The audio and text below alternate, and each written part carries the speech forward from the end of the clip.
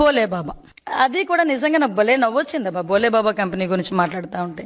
బోలే బాబా companies అన్నవి రెండు అవి వేరు కంపెనీలు. ఒకటి బోలే బాబా ఫుడ్ ఇండస్ట్రీస్, ఇంకొకటి బోలే బాబా ఆర్గానిక్ మిల్క్ లిమిటెడ్. ఇందాక చాలా ఎటకారంగా హెరిటేజ్ ఇక్కడ అదే కదా, విజయవాడలో అదే కదా, వైజాగ్ లో హెరిటేజ్ అదే కదా, దాన్ని మారిద్దా అంటాడు.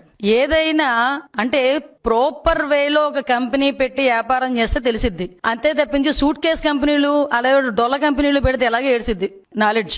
నేను ఎందుకంటే చెప్తున్నా, ఇక్కడ బోలే బాబా మిల్క్ ఫుడ్ ఇండస్ట్రీస్ అన్నది ఒకటి, అది ధోల్పూర్. అంటే ఇక్కడ విషయం ఏంటంటే అది బోలే బాబా ఆర్గానిక్ మిల్క్ లిమిటెడ్. బోలే బాబా ఆర్గానిక్ మిల్క్ లిమిటెడ్ అన్నది మాత్రమే టీటీడీకి గీ సరఫరా చేసింది.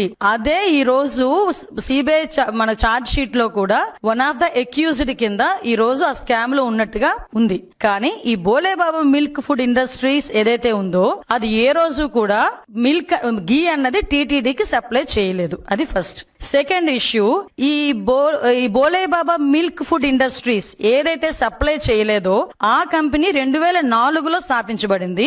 ఏదైతే బోలే బాబా ఆర్గానిక్ మిల్క్ లిమిటెడ్ అని స్కామ్ లో ఉందో అది 2020లో స్థాపించింది. ఇంకోటి మీరు అన్నారు అన్ని ఒకటే కదా అని. అయ్యా, ఇప్పుడు హెరిటేజ్ కంపెనీ ఉంది, దానికి సీఈఓ ఉంటారు, 6-7 డైరెక్టర్లు ఉంటారు, వాళ్ళకి ఒక మొత్తం అంతా ఎలా చేయాలి ఏం చేయాలి అని చెప్పేసి ఒక టిన్ నెంబర్ ఉంటుంది, ఒక డిన్ నెంబర్ ఉంటుంది.